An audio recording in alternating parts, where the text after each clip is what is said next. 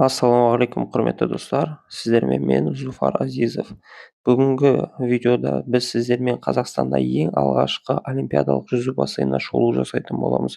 Видеомызды бастамастан бұрын арнаға тіркеліп кетуді ұмытпаңыз.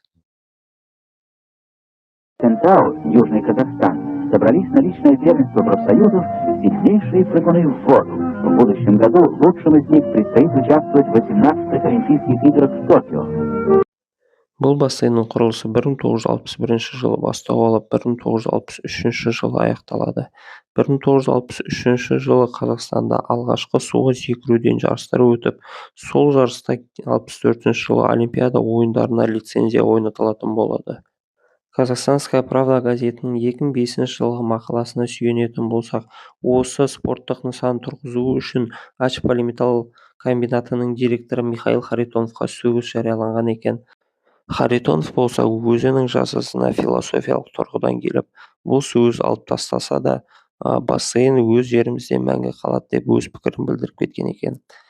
Кентау қаласына Дінмұхамед Қонаев өз сапарларының бірінде келіп, осы спорттық нысанды көріп, бұндай спорттық нысан үшін екі сөгіс алуға да жарайды деп айтқан екен.